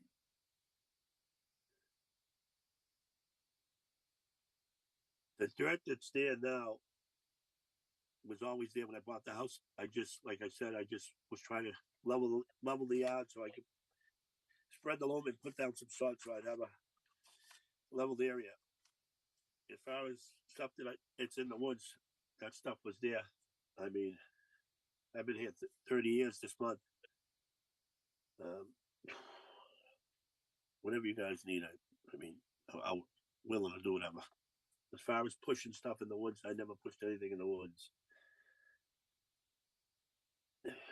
well, we have I guess my question is, we have the abutter here, Mr. Frankenstein. What does he want you to do? What does he want? Forget about the conservation issue. What does he want? What have you guys worked it out? What you're gonna do? We've had discussions, but again, the most important thing is, from our perspective, is that you're satisfied. The Conservation Commission is satisfied because it's our property, so ultimately we're responsible. If Mr. Vieira didn't fix it, we would have to. So that's the first thing, and once that's satisfied, then we'll have a conversation about anything that's on our property that needs to be removed, or again, it's not an area that we utilize because it's so far back in behind a wooded area. It's not an area that we utilize.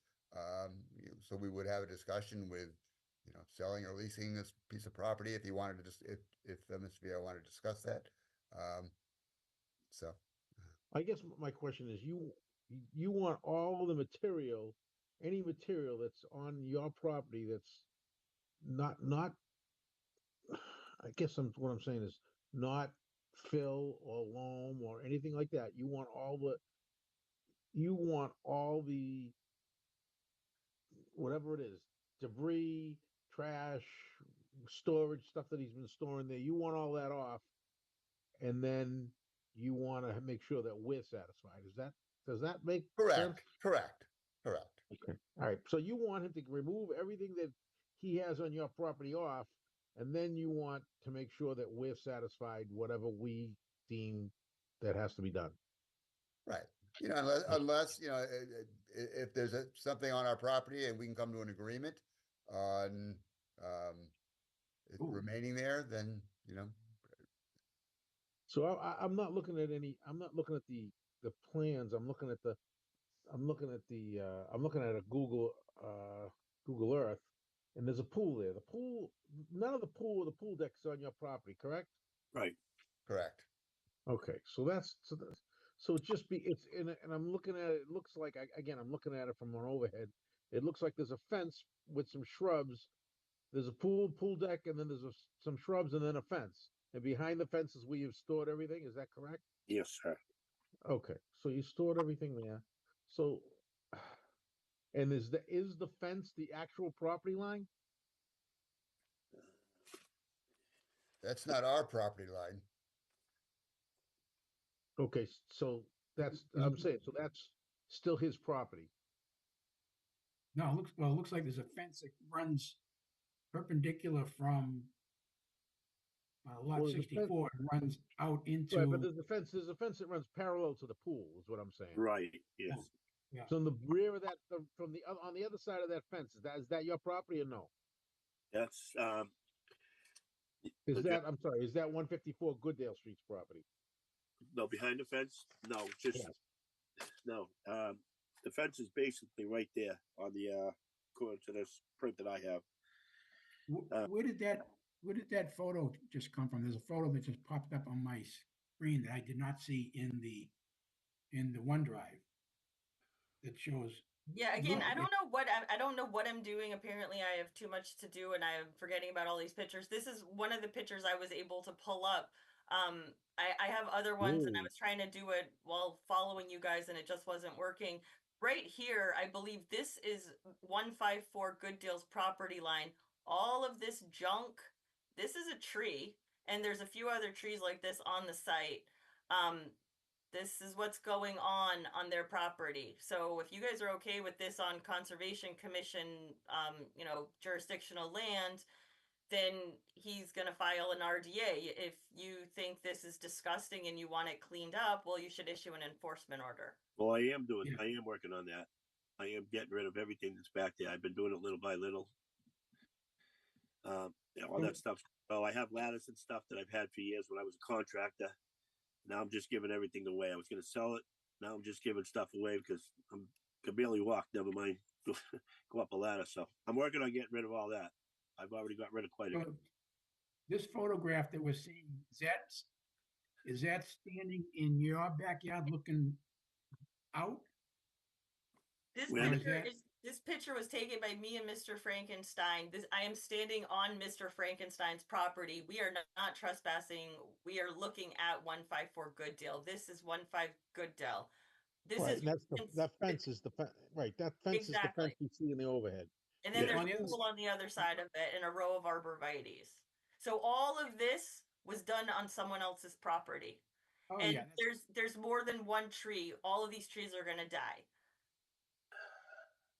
Those trees have been dead for years, and I didn't kill them. Like I said, that pile of stone you see there, that's because I put a fence across my driveway, and that was going to go in the driveway. I don't know why they dumped it there. I told them to dump it in the driveway. I come home and it was dumped there. And that's when I was in the process of moving that stone when someone called and said I was in conservation. All that stuff that you see, all that garbage and junk. The reason why all that's there, to be honest with you, is I just moved some of that back there so I could put the fence going across my driveway. Like I said, going down the left side of my house, there's never been a fence there for 30 years. And the person that owns the house next door to me owns the fence. I finally gave in and went house on the fence. This project has cost me more than I wanted to spend. I didn't mean for him to dump the dirt where he did, the stone rather, because it was supposed to go in the driveway. So now I'm wheelbarrowing that to the front of the house. And it's just about going. As far as the stuff you see, the trash and everything that was in the corner of my house, it was way up front on my property. I stored it back there so I could spread the dirt and do the fence. All that's going to go. Little by little, I've been taking it to my job and throwing it in a dumpster and giving it away.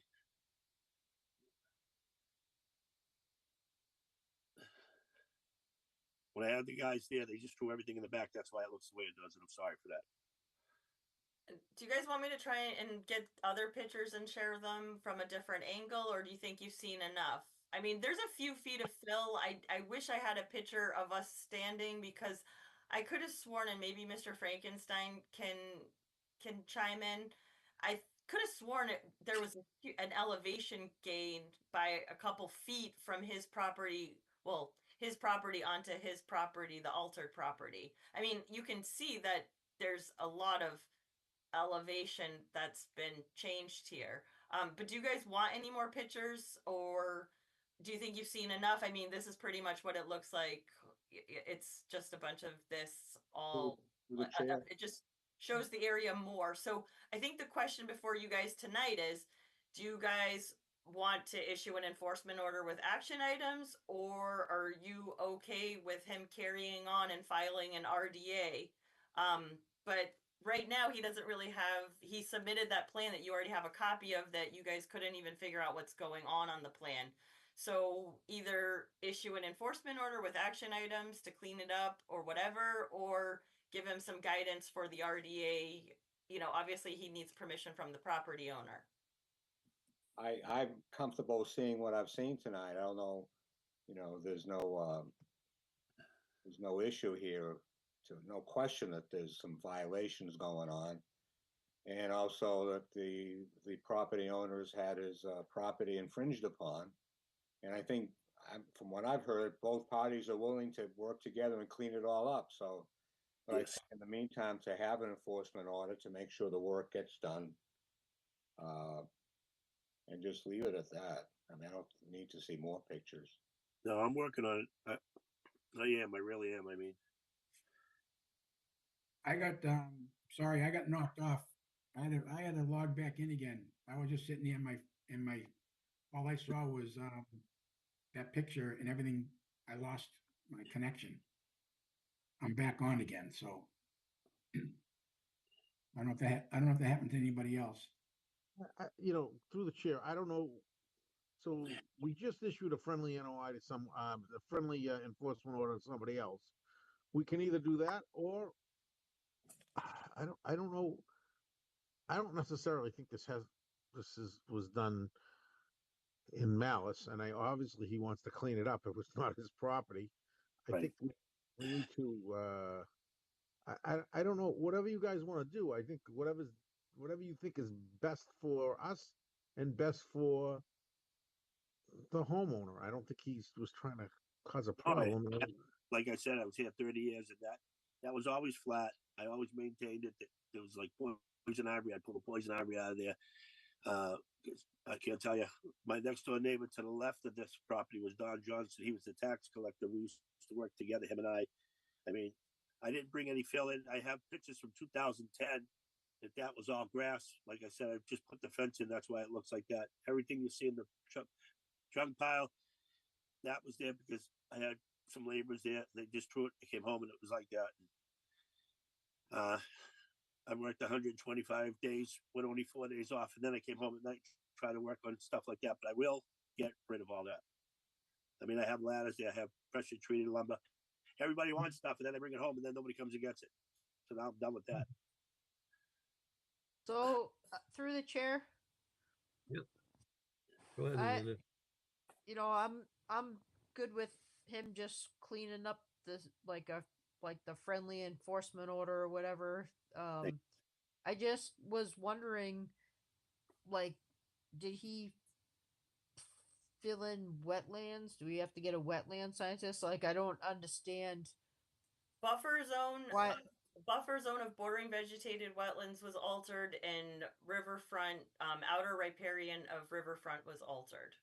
Okay, so I mean, basically, he's got to get we could do a friendly enforcement order, but he's got to get like a wetland scientist, right, to see how much. Well, I think it's just buffer zone, so I'm not concerned about I'm concerned about the tree. So right now he was in the process of trying to file an RDA to keep this as it is, which I'm not really. I mean, I guess if he wants to have, I mean, it's really up to the actual property owner who owns this property. Does he want to have all this garbage on? I'm apologize, but it is there's a lot of garbage on this site, a lot of debris. So is Mr. Frankenstein and the company that he works with, are they comfortable with that and this new RDA application? If that's not the case, then we should definitely go and then I can give him his check back and we can just work off of the enforcement order, a friendly enforcement order of removing debris and trying to maybe dig out around those trees to save them so that they don't die. Maybe we do need to have an arborist involved to see if they're even worth saving. So that's really up to you guys. Again, it's buffer zone alteration and it is outer riparian zone alteration. Outer riparian zone is a little bit, that is a big deal actually. But it's really up to you guys. I had a gentleman when this first happened from Hancock come, and he went out into Mr. Frankenstein's property and he had a claw thing he put into the land, pulled it up. He goes, nope, not wetland. Then he walked down towards the brook, did it again. at the other corner of my property, said, nope, this is dry soil. But they were too much money, or else I would have had them do it, because then they would have had to survey everything and do this and do that. And I gave him most of the information, but he said that I wasn't in the wetlands. I believe I'm in the buffer zone. I'm not going to deny that. Yeah, through the chair, again, whatever, I'm going to go with whatever you guys feel is is what Mr. Frankenstein really has say over this more than we do. I mean, it's really not 150, whatever it is for Goodale Street property. So, but I will tell you on the home, on whoever the man's name is, on 154 Goodale, 153 Goodale, whatever it is, I'm looking again. I do a lot of stuff during the meetings through Google Earth, and there's clearly a street view from 2013 of a huge dead tree right where Lucia said the tree's dead, and he said it's been dead for years. So I don't know if it's the same tree, but Yeah, it it is. sure looks like the same No, it tree. is, because the branches every now and then, when the winter comes, another big branch comes out, another big branch comes out. There's maybe 5 or 6 branches on it. But the fill that you see around the tree, I that was there. I mean, I haven't gone that far with any dirt this year. I'm trying to stay like close to where my property line is with what I've been doing. As far as Again, if you guys want to look at it, it is clearly a dead tree back there from 2013. So I don't. Again, if I don't know, it just looks like the same tree, but whatever. Here's again what what I really think is Mr. Frankenstein has to make the call more than you. Well, yes, we would like the debris removed from our property, and Mr. Vieira has agreed to do that. So, I mean, after I think again, from my point of view, I think in this situation, all the debris got to come out. Then we can look at it. We can look at it. I don't know if Lucia's going to agree with me, because I don't know if it's the right thing to do. She might say, no, you can't do that. But let's look at it when all the debris out of there, and maybe we say, okay, look, plant 6 trees. The alteration wasn't that bad. You're not again. That's up to you guys. I'm just trying to find the best way to get this taken care of. So basically, if he wants to leave that fill, he needs to continue on with the RDA process. Then you guys could issue an enforcement order to have the debris removed and put timelines on it. But if he's going to be leaving that fill, he definitely needs, that's not something that you guys can allow through an enforcement order. I don't think it sounds weird. He would have to file and get a permit that you guys are saying that it's not altering, or that it is in the buffer zone, but you don't see any issues with the interest of the act. Yeah, because we don't know what's in that film either. That's all. And there was someone told me that they saw him bring in trucks of fill, and Mr. Vieira admitted to me himself that he brought in 2 truckloads of fill recently, is what I thought, because when I got the call was that he was putting fill in like that second, and that's when I called Mr. Frankenstein, because I thought it was him, and he rushed out to the site that day, and then me and him met shortly after, like I think a day or 2 later, and we saw that yes, in fact, there obviously was some fill happening, because there was no grass on it, no vegetation. It was, you can see in that picture that it's it's just dirt. I wouldn't put anything bad in my own yard. I've just got 2 brand new well, not brand new. I got 2 puppies, and I'm a fanatic. I mean, I know it looks like shit behind my house, excuse me, but nope. I go around picking all kinds of stuff up. It's clean fill. I would not ever dump any. I mean, I have pictures, more like a gravel fill, like sand and gravel. No big rocks, nothing. And like I said, that tree, I have a picture on my phone right now. That tree's been dead since 2010, and the branches just keep coming down a little at a time. And I did not cover that tree over. I mean, I plant my own stuff. I know you don't put dirt around a tree. I'm worried about the tree falling down onto my fence and everything. I would concur with. Continue on with the RDA. Someone going to make a motion? Go ahead. I will. I would concur with what Bruce had outlined, was getting the site cleaned up and all that trash removed. An enforcement order, no? And so you can do that under an enforcement order. Yes. And then once that's done, if everything seems fine, maybe they can put some trees back there or something. Yeah, I'll do whatever you guys want. How much time are you gonna give me where it's winter and I'm by myself? Well, it's middle of the winter now, so I don't know when. Yeah. We can get a He's still blizzard gonna- next week. He's still got to file that RDA though, right? Yes. Yeah. Okay.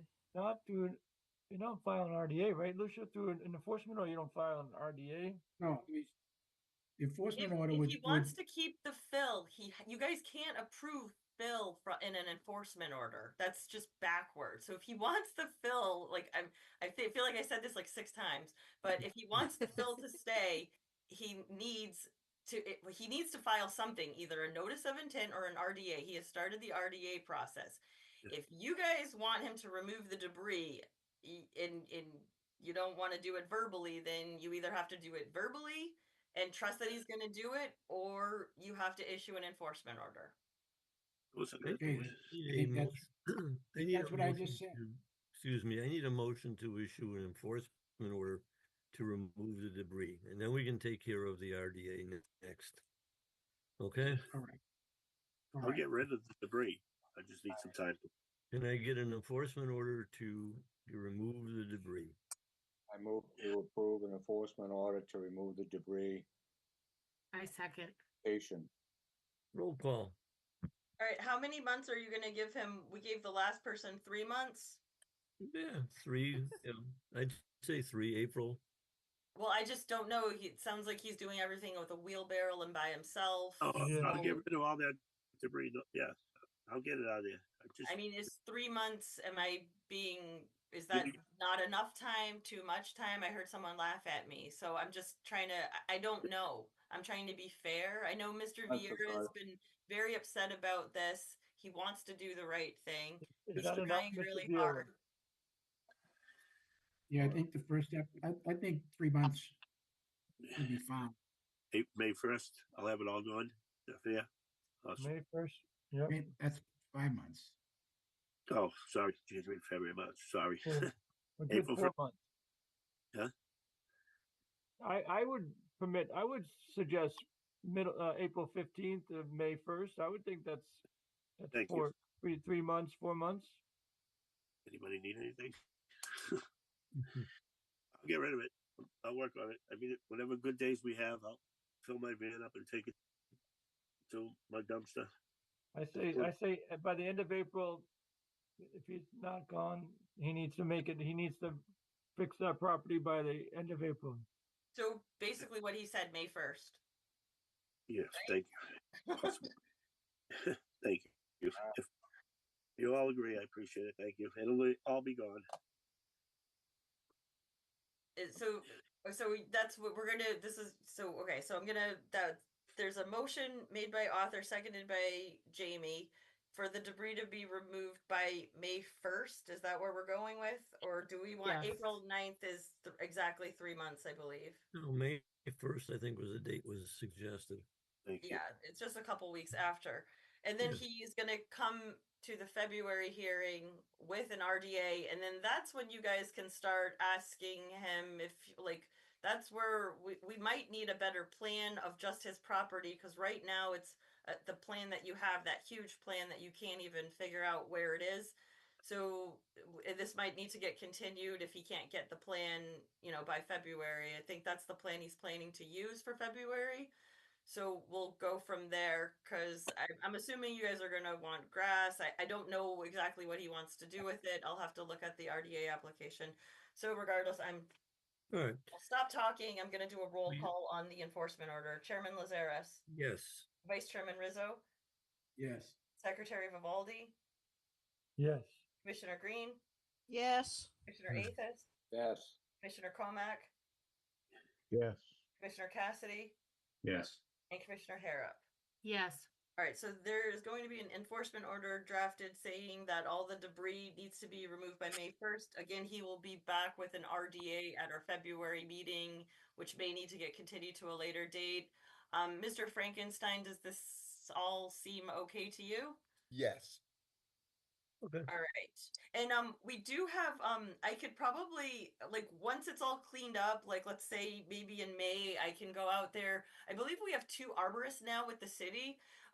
The cemetery, we just appointed a new cemetery director, and I found out he is actually a certified arborist, and then Brian Grant, our tree warden. Maybe they can come out and check out the trees with me briefly so that Mr. Vieira doesn't have to incur another fee. And we can go from there. I mean, if the tree's dead and it's falling and it's been dead for over like I think someone said almost like 10 12 years or something, I it have should pictures. just probably get removed then, if it's gonna cause damage. But I mean, it was at some point it technically was in the woods, and then it's all got, you know, filled in. So anyway, moving on. All right, so we have a motion we passed to get the debris removed by May 1st. Yes. We need a motion for the RDA, or he just should show up in February. No, he's already filed one with me. We're working through that process right now. So that'll be available on February meeting with a drawing of the plan that we can understand, showing fill and boundaries and, you know, how close or whatever he did to change the wetland, right? Well, I think he's submitting. I've already put it on the February in the February folder. I'll have to. Tomorrow's my deadline, so I'm gonna be going through everything and seeing if he owes me any paperwork. So, Mr. Vieira, I can't remember exactly what you gave me, but there's still like, I'll look at it tomorrow, but I'll go through it and go from there. But he is planning to be at the February hearing. The Yeah. deadline is tomorrow, though. If you owe me more documents, I'm not gonna chase you down. You're gonna have to do it. I believe I have everything in. I sent all the letters out to the neighbors. I got everything. I went to DEP of Woburn, submitted the drawing and the other paperwork that they needed. Great. Sounds good. I haven't looked at it. I'm sorry. I've just been really busy. No, So that's I fine. have it, and I know I talked to you before Christmas, and a lot has happened since then. Yeah. Okay. I appreciate it. Thank you. All right. Moving on. Thank you. Yes. We'll see you next month. All right. If we don't have a blizzard. Well, you can do it by remote. See how wonderful it is? Yeah. All right. Thank you all. Thank you. All right. Sorry for minor permit requests. Minor permit number 1, 2nd Street. Proposed work as an ADA site improvement and in-kind parking lot work. Work falls under minor permit per 310 CMR 10.10.02, paragraph 2, paragraph B. I'm sorry, parenthesis 2, parenthesis B2. Pavement repair, resurfacing, reclamation of existing roadways within a right-of-way configuration, provided certain limitations are met. This work was approved on 12/10 with conditions. Okay? So I don't know what we got to do with this. We have to approve it. We have to vote on it to finalize it. Okay. I mean, do you guys have any issues with me issuing? I mean, I put that so that you could see the minor permit. It's really up to you guys to. I mean, I did approve this. I figured you would be okay with it, but if I'm wrong, I don't think the work has started yet, so I could make them file an RDA. But the 310 CMR that Stu just rattled off it says pavement repair, resurfacing, reclamation of existing roadways within the right of way, provided certain limitations are met. Those limitations would be erosion controls. They gave me like a full set of plans. I have everything, so if they needed to file an RDA, they could. I just didn't think it was an issue. It's for ADA compliance, and it's already an in-kind parking lot, and they're just redoing it pretty much exactly the same way, except for the spots that need some tweaking for ADA. I approve each one individually, can we do both of those together? If no one has any issues with me approving that one, you could definitely do them both together. Okay. I make a motion to approve a minor permit for 1 Second Street and a minor permit for 7 Granite Road. So moved. Do I get a second? Second. Roll call. Yeah, that motion was made to accept both minor permits by Mr. Athos, seconded by Mr. Vivaldi. Roll call, Chairman Lazaris. Yes. Vice Chairman Rizzo. Yes. Secretary Vivaldi. Yes. Commissioner Green. Yes. Commissioner Athos. Yes. Commissioner Comack. Yes. Commissioner Cassidy. Yes. And Commissioner Harrop. Yes. So that passes 8-0. Both of those pass 8-0. Moving on, tree requests, trees to be removed. 133 Forest Street, Salem Country Club, arbor tree, 4 dangerous trees to be removed. We approved this. Lucia approved it on 11/25, and I believe the work has been done. Correct? You just heard that today. Yep, we talked about it a little bit earlier. Actually, it was 4 trees. Only one of them is actually on Country Club property. Other 3 are on city property. Brian Grant and the planning board. Brian Grant, our tree warden, excuse me, who's arborist, and the planning board approved this. And the country club did pay for the 3 city trees to be removed, so that the city didn't have to. So that was nice of them. Need a motion to ratify the tree permit? Yes. Okay. We have a motion to ratify the tree permit. Motion to ratify. Seconded. Roll call. All right, that motion was made by Jamie, seconded by Amanda. Roll call, Chairman Lazaris. Yes. Vice Chairman Rizzo. Yes. Secretary Vivaldi. Yes. Commissioner Green. Yes. Commissioner Athos. Yes. Commissioner Comack. Yes. Commissioner Cassidy. Yes. And Commissioner Harrop. Yes. All right, so that passed 8-0. And the reason why I put these all on here is, and for you guys to ratify them, is because if I'm doing something wrong that you guys don't want me to do, I need to know. So I'm just, right now it's my discretion. I'm doing my best judgment, and if I feel like I can't make the judgment, that's when I'll have them show up. Like when Brody showed up for those 2 trees because they're right on the river and they weren't included in the RDA.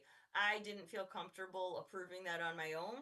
So you're doing fine, Lucia. all right, so I just want you guys to know that's why they're on here, and when you guys ratify them, you are confirming so that I'm not getting in trouble, because I can get in trouble if you guys are the issuing authority, not me. We will not get you in trouble. No worries. I have very little power. Well, Everything all right. Moving on, emergency certificate. Beaver Dam breaching, dam located off Crystal Drive, bike path to be drafted the week of 12/16. Exact dates to be confirmed. The health department deemed it as an emergency. Again, beavers had screwed up some culvert or something. And it has been addressed by Jimmy Nicholas. What I'm not sure of is, and this is where I'm pushing to get the debris removed, not just the dam breached. And I've yet to hear back. I think we said we had until February 15th for the removal of the debris, correct, Lucia? Yep, it is. I believe I issued it on exactly what I said. I think I issued it on 12/16, so they have until they're still doing the work out there until they still can do work out there until the 15th of this month, and then I gave them 4 weeks this time, so it pushes it to February 15th. Around, like, I figured I'm gonna do a walk on Valentine's Day or something and go check it out and see if the debris's been removed. Right. The issue to me here is that every time we have a dam breached, the debris is never removed. And I'm trying to set a precedent that when they contract with the guy who's breaching the dam, they also take care of removing the debris. So we don't have this issue all the time of the debris left behind. That's where we're at with this. So once, I mean, going forward, if if if there's other people on the commission that are upset with that, then you can make them come to the meeting. Then I don't have to issue it. If you guys are grumpy about it, I can basically what happens is Jim Nicholas from DPS, because these are on city land, that's the only reason why DPS is involved. If this wasn't on DPS property, DPS would not be involved. So Jim Nicholas will request a 10-day permit from the health department. The health department, it's up to Sharon Cameron to determine if it actually is a health crisis. And if she feels that it's a health crisis, then she submits something to me.